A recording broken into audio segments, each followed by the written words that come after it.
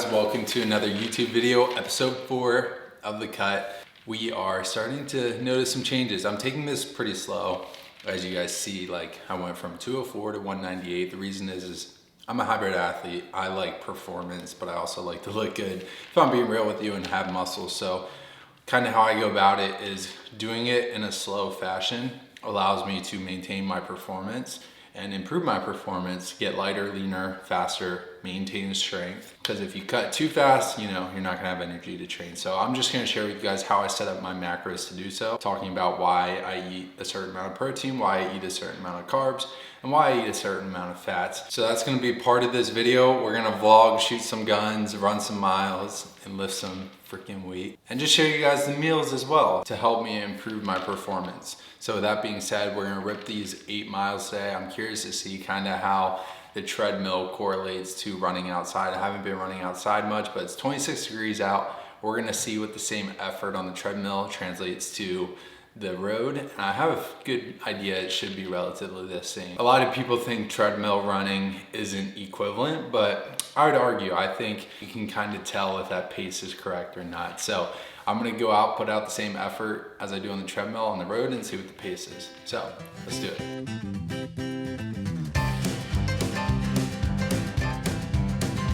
Well, I'm going down to Georgia, place my folks call home, and on to Carolina, place where I was born. Good morning, Music City. Alright, so morning run is complete. We hit 8 miles at a 7:22 minute per mile pace. So that was a cold plunge. Pretty cold out here, 22 degrees. But yeah, solid run. Let's get back, have some breakfast. Just a good way to wrap up the morning.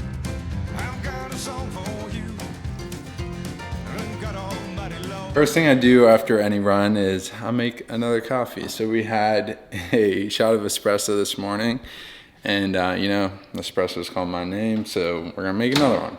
And I just like having my coffee in the morning, and I try to get in before 12, so that way, when my head hits the pillow, mine's not going a million miles an hour. So yeah, gonna have this Fairlife. This is my favorite milk. Really good macros.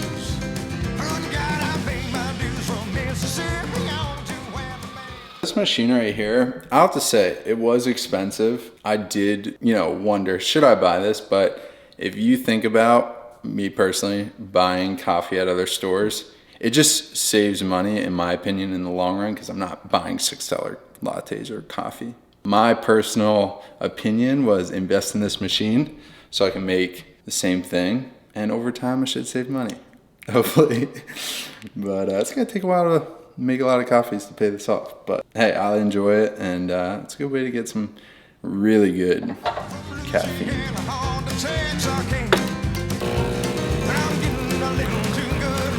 Coffee is done, so yeah, it's just a cup of Fairlife, espresso, ice, and a good time. But I do want to say there's quite a lot of things going on in the kitchen.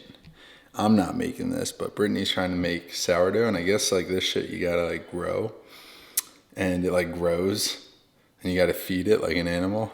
It's kind of crazy, but yeah, we're gonna try. She's gonna try and make some sourdough. So hopefully it tastes as good as the stuff I buy at the store. I'll tell her it does. Let's go up to the office and talk about how to set up your macros for performance while also like keeping a good body composition. Just really share with you guys how to fuel performance but still reach your goal of looking good, feeling good about like your progress, muscularity wise, etc. Because that's important to me. I'm not just a runner, I'm not just a lifter. I like to look good, feel good. So yeah, let's get into it. Let's talk macros. Now, you might be like, Nathan, why do you have your rifle in your hand? Well, we're gonna go shoot some guns today. So I'm just getting ready, loading the clip. Got the 308 Sig Cross, my favorite hunting rifle. Even though I'm not using this rifle probably this year, unless I go out for a different hunt, but been using my bow to get the venison. Real quick, my ADHD is kicking in, but this is what the bullet looks like. It's got some girth to her. Love this gun because it's really light. Smooth bolt action.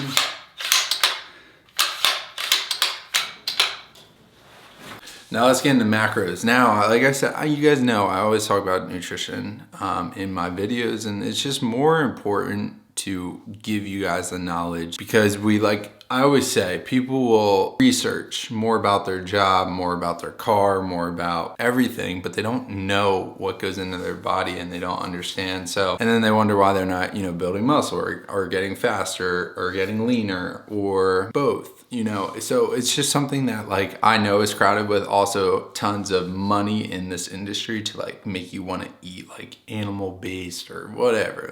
And I'm not saying there's anything wrong with that, but instead of just sticking to a tribe, I just give you the information that works, that I know works, with literally no incentive other than to help you. So take with what you want. This is my idea with macros. When you're either cutting or lean bulking or maintaining, if you're concerned about your performance, there's 3 macros: your fats, your proteins, your carbs. Now, the 2 that are the most important that I believe are gonna really drive the lever for performance is protein first, and then carbs, and then fat. Fat is one that I don't really think is a huge lever to pull in terms of performance. The reason why is, I've said this before, your muscles are filled with glycogen. You wanna perform, you wanna push. Those glycogen tanks in your muscles allow those muscles to contract, have a lot of power, and they just give you fuel. It's your body's first fuel source to tap into.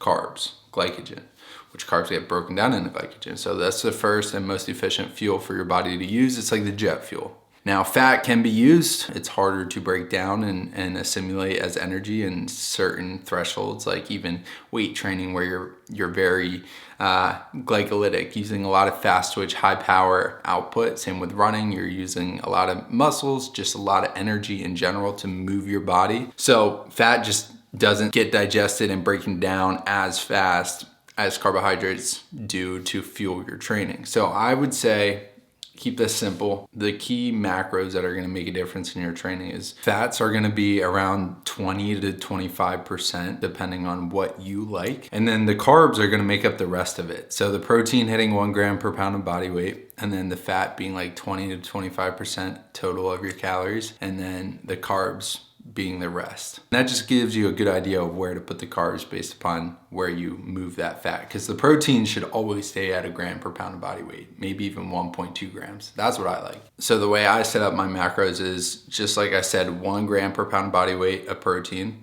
and then I do 20% of my total calories from fat, and then the rest come from carbs. So that's how I set up my macros, and you can still lose weight, you still can get leaner. As you know, I'm on a cut, but I'm fueling my performance through the carbs. I used to think carbs were bad, and I used to think I didn't need them and I would get leaner faster. That's not the case, because technically if you use carbs to your advantage and push more and have more energy expenditure, your metabolism and your overall energy being used is gonna be greater than if you're relying on fat and you're struggling to get through your workouts and you're not training as hard.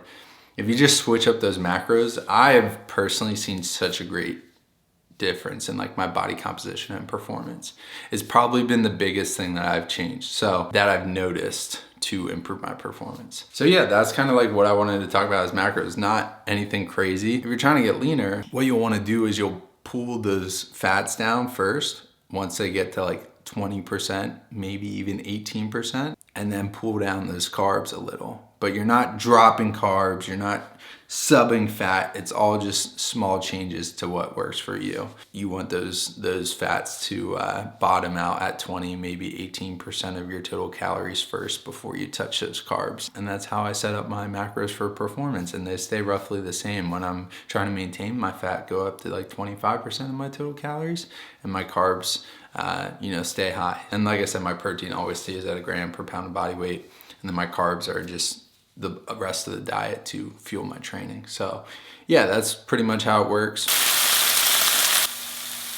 All right, so for breakfast, we had 2 slices of sourdough with some Kerrygold butter, and then we had some egg whites, 250 grams, and then 2 eggs with some pico de gallo, low-fat feta cheese. Now we are in God's country, gonna rip some lead and, just shoot some guns. Why not?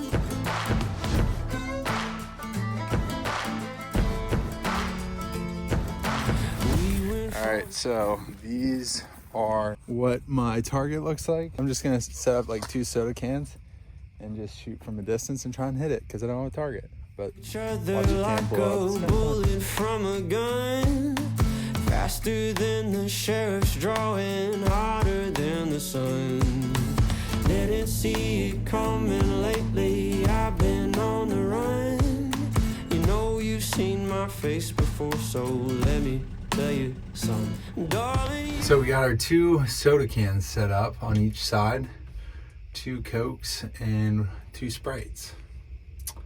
Not diet sodas, so that's why we're using these. Let's go throw some bullets and see if we can hit it. Love with the famous man.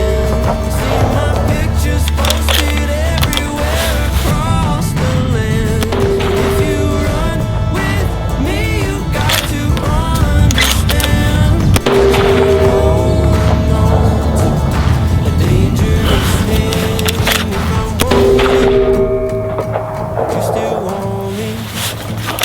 'Cause babe, I'm holding. It kicked more than I remembered. So like the first shot, I was just like, oh shit. I didn't remember this kicking this hard, but you know, a crazy story is when I first started shooting, I shot my dad's 300 Win Mag and it hit me right in between the eyes. And I got like a scope tattoo right in between my eyes because I wasn't ready for that big kick. So You still yeah. want me? I got a bag of money, honey. And Post shooting, we got chicken bowl, pre-workout, tzatziki. How do you say it? Tzatziki. 1 serving of this with some chicken, potatoes, and some coleslaw. Because I'm a little hungry, but we're trying to cut. So, you know, we want to fill up on more volume, less calories, and then some bone broth in there to also get some more micronutrients. So, also too, when I choose a protein, like a meat source, I try to go from like anywhere from 6 to 8 ounces cooked. And then I track it as cooked. Make sure like if you're tracking, you track it as cooked, not raw. If you eat it cooked, if that makes sense. So, yeah. That's good.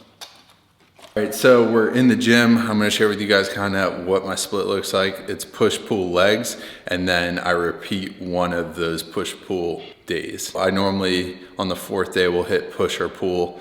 I don't hit legs twice a week just because with the running, it is really hard for me to like recover both. So I think just 1 hard leg training day a week is good for me. So yeah, we're gonna hit a push day. That's what's feeling the most recovered. So let's get into it.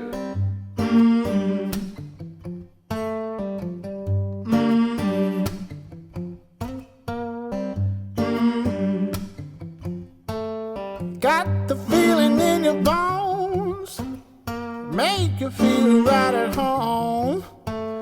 Honey, does it well, keep me dancing till I'm dead. 'Cause I could run a mile like this, head over heels, feels like bliss. The sun has got me on my track, and I ain't ever looking back. I ain't looking back. I ain't looking back. I ain't looking back. I ain't looking back.